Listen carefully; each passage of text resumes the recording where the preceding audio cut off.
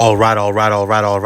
What's up, everybody? All my people in Manhattan, the Bronx, Queens, or at Staten Island, my homeborough, Brooklyn. Back at another video, and this is going to be my reaction to the 2021 Basketball Hall of Fame class announcement, which is headlined by legends and icons such as Chris Webber, Chris Bosh, Paul Pierce, and Ben Wallace. And I'm going to be going through all four of those guys, the headliners, their careers, okay? Now, I'm recording this video on Sunday, but it's going to be posted on Monday. Okay, let's get into starting with at 6'9", the center, wearing the big red 3 from Virginia Union University. Ben Wallace.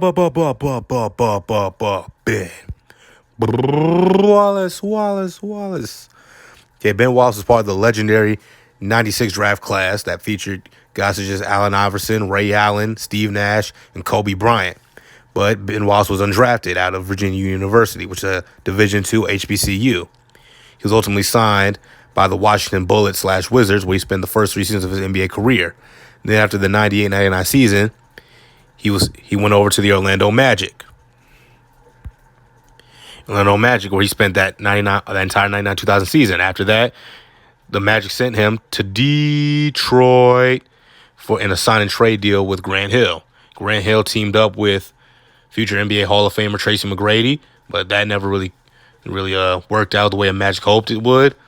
However, Ben Wallace will go on to become a superstar defensive player in the NBA with the Detroit Pistons, and little did people know at the time, he'd be the first piece for a 2004 Detroit Pistons championship team.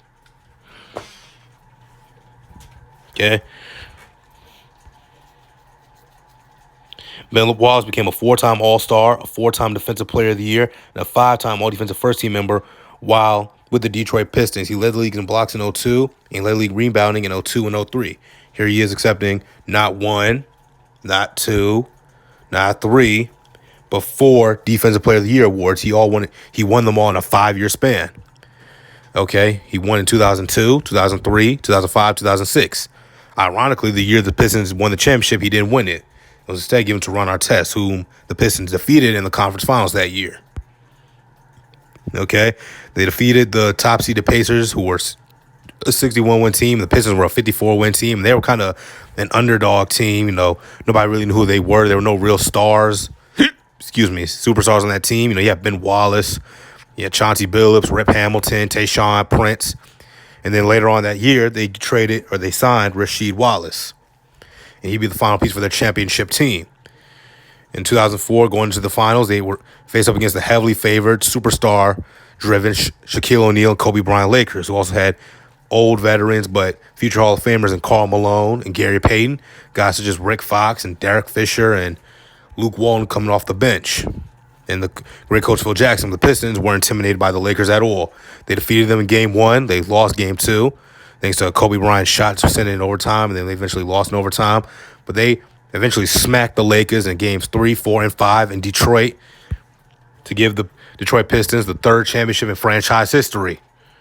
Okay? And the go-in-the-work Pistons that were starless, ended up becoming champions. And the Finals MVP, of course, was Mr. Chauncey Billups, whom you see right here. You see Ben Wallace kissing the championship trophy. The Pistons ended up getting to the finals the next year in 2005, losing to the Spurs in 7. And 2006, they lost to the Heat in the conference finals. In those 2 years, of course, Ben Wallace named the Defensive Player of the Year. And then after those 6 seasons, he left the Pistons via free agency, signed with the Chicago Bulls, where he spent the next 2 seasons. After 2008, he signed with the Cleveland Cavaliers, made it back to the conference finals with LeBron in them. They lost to the Orlando Magic. After the 2009 season, he went back to the Detroit Pistons, where he spent the final 3 seasons of his career. He retired to 2012. Now, Ben Wallace, of course, it took him a long time getting the Hall of Fame, but long overdue. I think it's well-deserved. Congratulations to Mr. Ben Wallace. From undrafted to the NBA Hall of Fame, he's the first player in the history of the NBA to make the Hall of Fame. So congrats to him. Next, the Velociraptor, Mr. Chris Bosh, who Stephen A. Smith famously said looks like a catfish. Stephen A. trip. Chris Bosh was part of the legendary 2003 NBA draft class that featured LeBron James, Dwayne Wade, and Carmelo Anthony. All 3 of those guys are future Hall of Famers themselves. He was selected by the Toronto Raptors, And he was there to replace Vince Carter. It was Vince Carter's last full season with the Raptors. And, Chris Bosh kind of helped Raptors fans forget about Vince for a while. He led them to the playoffs in back-to-back years in 06, 07, 06, 07, 07, 08, because they got bounced the first round by the first year by the New Jersey Nets featuring Jason Kidd and Vince Carter. Chris Bosh, after the 2010 season, left the Raptors and signed with the Miami Heat to form what we know as the Big Three. Of course, here they are, their iconic press conference, when LeBron said, not one, not two, not three, not four, not five, not six, and blah, blah, blah, blah, blah. There, Chris Bosh became the third wing, but, a very useful third wing. He finished his career as an 11-time All-Star, a 19-point-per-game scorer, 8.5 rebound, and two assist a game guy.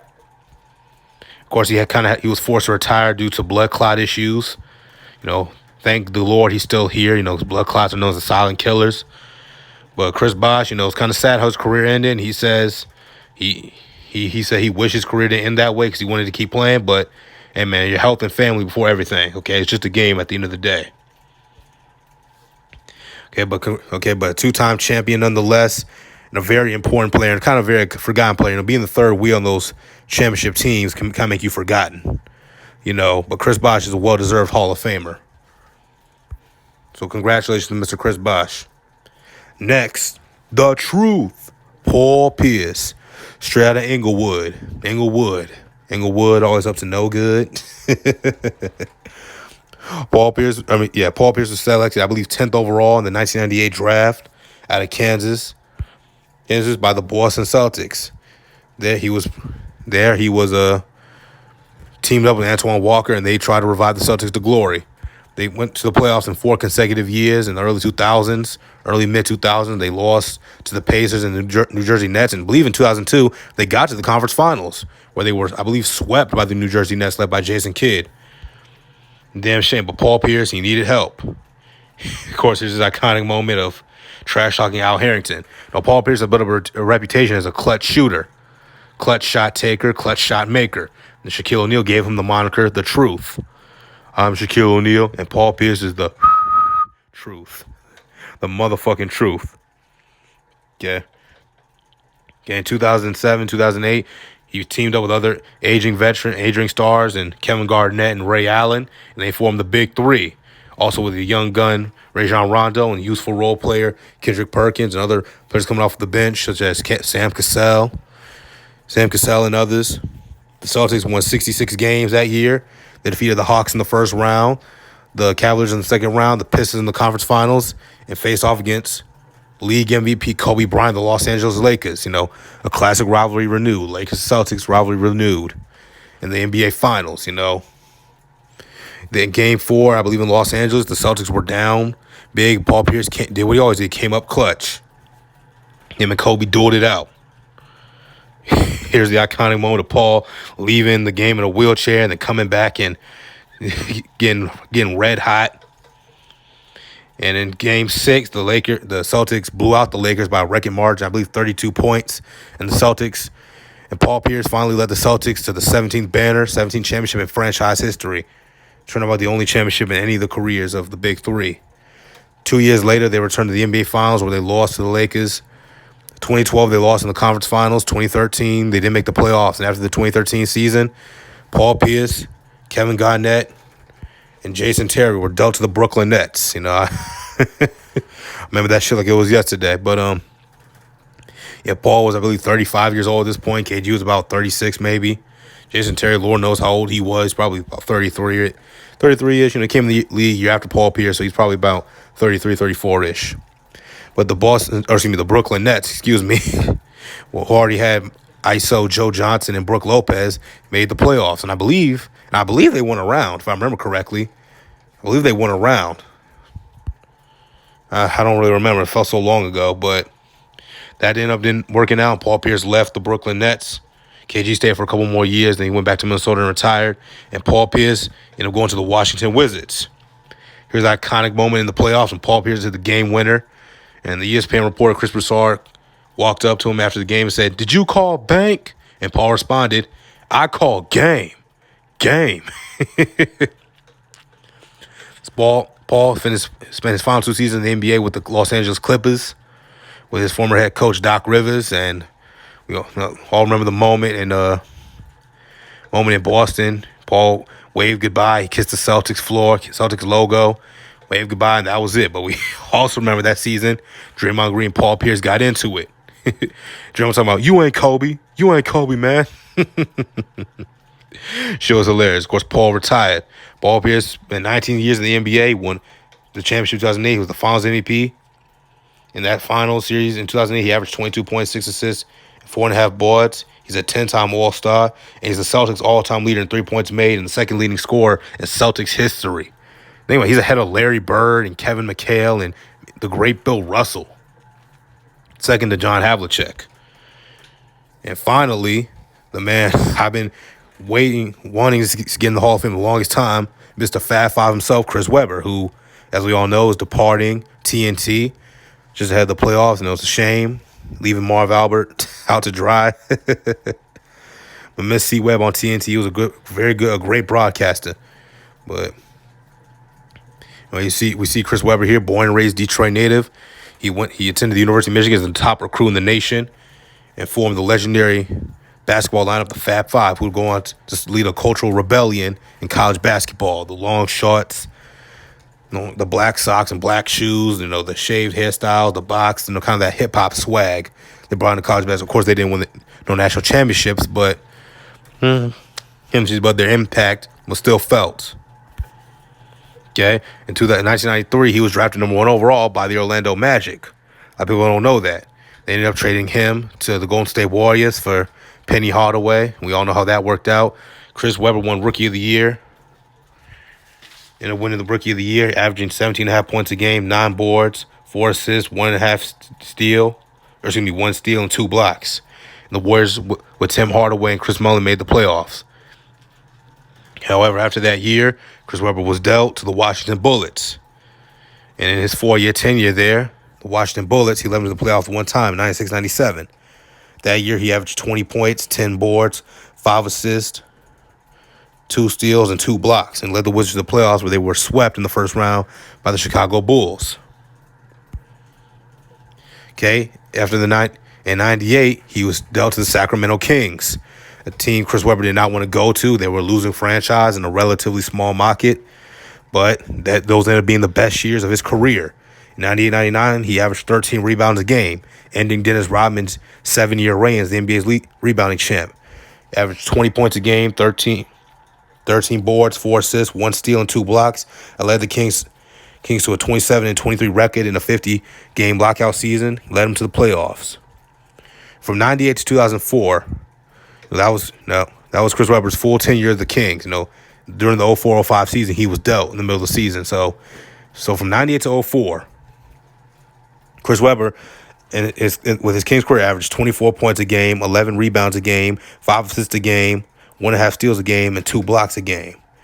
And all those years were probably the best times in Sacramento Kings history. They're a losing franchise, but 99-2000, they won 44 games, lost to the Lakers. 2000-2001, when they won 55 games, got swept in the second round by the Lakers. Of course, 2001-2002, they traded Jason White Chocolate Williams for Mike Bibby, a real point guard, not a flashy point guard like Jason White Chocolate Williams. They traded him. They won 61 games, the best record in the league, in the Western Conference. And they faced off against the Los Angeles Lakers in probably the most controversial playoff series in the history of basketball.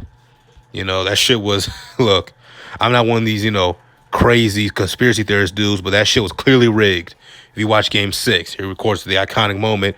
Robert Horry hit the game winner to give the Lakers a 199 victory in Game 4, a game that the Lakers needed to win. Because if they didn't win that, the Kings were going to go up 3-1 and probably close it out. But they ended up losing that series in next year in 02-03. They won 59 games. Next year, 03-04, his last full season, they won 55 games, and that was it. The next year, he was dealt midway through the season to the Philadelphia 76ers with Allen Iverson. Then he was dealt to his hometown Detroit Pistons. And that was the end of Chris Webber as we knew and loved him. He retired, became a broadcaster in TNT, and now, as we all know, he left. Long overdue. It's about time Chris Webber got into the Hall of Fame. He was a player that influenced Kevin Garnett. Kevin Garnett said that Chris Webber was a player he admired. Chris Webber was what, 6'10". He could facilitate. He had great kind of what they call guard skills. Excuse me. He could pass. He could score a little bit. He could, of course, board.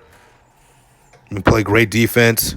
Chris Webber was a very good to great player. Was a great player, and he's finally taking his place in basketball mecca. Okay, Chris Webber, Chris Bosh, Paul Pierce, and Ben Wallace. Congratulations to all of you on making the Basketball Hall of Fame. Well deserved. And that's gonna be it for this video. As we all know, NBA playoffs is about to start, so I'm gonna start doing more videos on that. I'm gonna see you all.